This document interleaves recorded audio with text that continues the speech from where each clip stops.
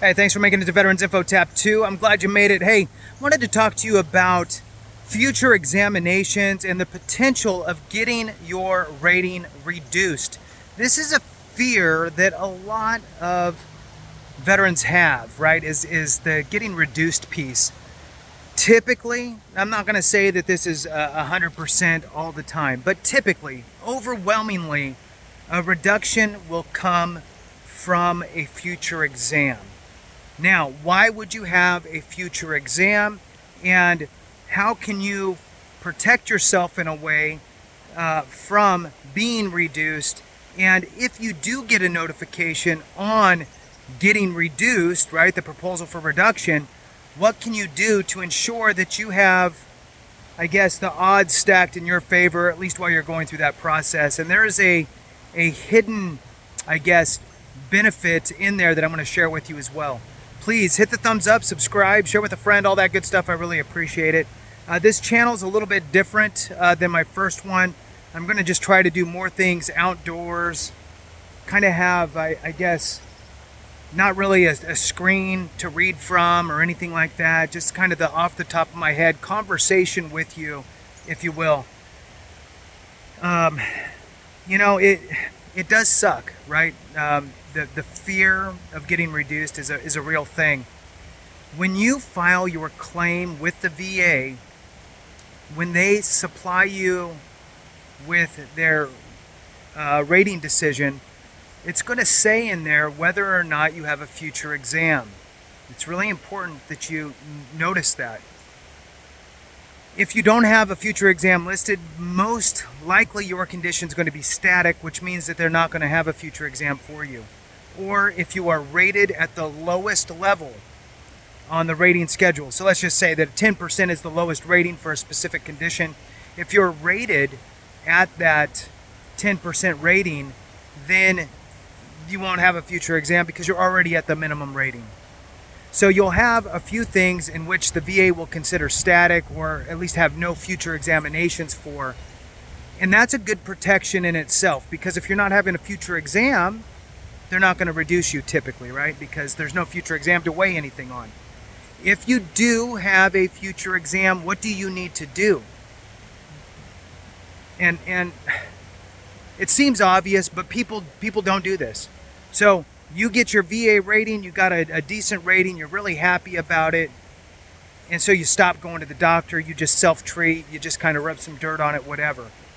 Well, you have a future exam coming, and if you don't have any documentation medically to show that your condition is in the same level of severity or worse, well, no documentation, no medical evidence kind of points to, well, you're probably fine now. Look, you magically healed, right?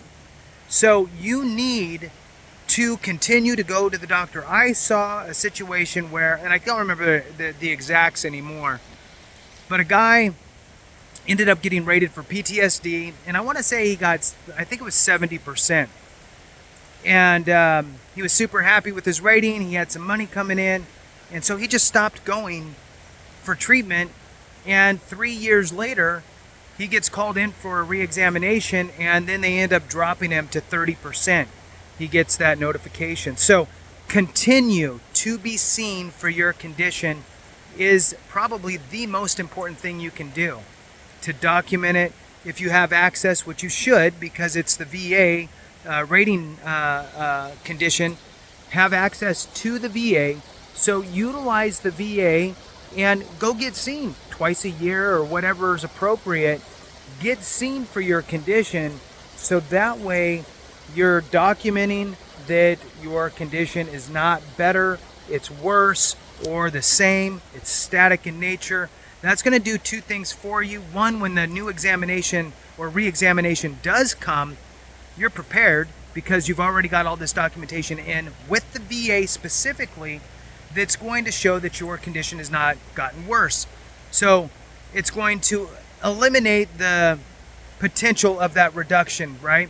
That's one good thing. The other good thing that happens is you're continuing to document that condition that is not static, but after 5 years of time showing that that condition has maintained the same level of severity or actually got worse is going to prime you to move that to a static condition based on the 5-year rule. So that's another good thing, because you need static conditions in order to be 100% rated with the VA. Now, let's say, heaven forbid, you get a notification from the VA that they're proposing a reduction. Okay, there's a couple things here.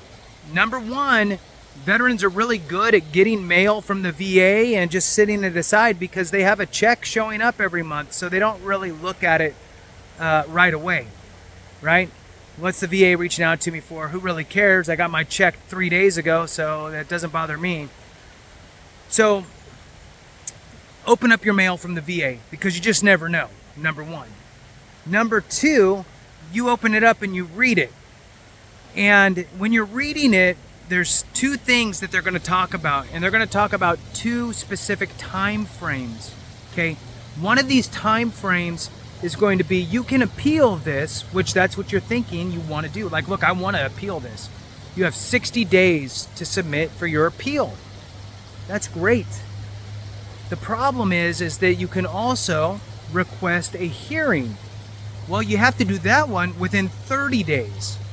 Now, not every veteran is, Johnny or Janie on the spot. Okay, Johnny or Janie on the spot. Not every veteran about wanting to go do a hearing, right? Hearings are scary sounding. It's not really that fun of a situation. Maybe you don't know how to articulate what you're going through, and so you might be fearful of it. But here's the reality: with a VA, with requesting a hearing within 30 days on your proposal for reduction, if you request that hearing within 30 days, this is the hidden benefit. The VA will not, big NOT, will not reduce your rating while they're going through the appeal process. That is huge. What if it takes 6 months, right? So you have two choices. Well, I guess you have three. You have three choices. You get that letter in the mail, proposal to reduce your rating. If you're at 100%, for example, with a spouse and a dependent, that's $4,100 tax-free per month. And you might be looking at a reduction down to 60, 40, who knows? It's a big number, a lot of dollars per month that you could be missing out on. Now, you have three choices. One is, you just concede and go, you know what? Yep, I've magically healed, and, it is what it is. Go ahead, VA, reduce me. I'm not going to fight it. I'm not going to respond. I'm not going to do anything. That's one option. Not really preferable, but that is an option. Your number two option is you can request a hearing within 30 days. Okay? If you request that hearing within 30 days, then what happens is you eliminate the VA's ability to reduce you while you're going through that appeal process. That's huge. If it takes 6 months, $2,000 a month, that's $12,000 that you, in this example, would keep in your pocket while they're going through that appeal. Your third option is forget about the hearing and just submit for an appeal within the 60-day time frame. The VA will reduce you. The VA will reduce you while they're working through that appeal and making their decision. So no matter what, my suggestion is, no matter what of those three options you think you're going to want to go with, really there's only one option, and that is to request a hearing and utilize the paperwork that was submitted or that you received from the VA. Submit that, requesting a hearing, so you can preserve your payments while you go through the appeal process. Thanks so much for watching. I appreciate you. Have a great one. And remember, if we don't take care of each other, something went wrong.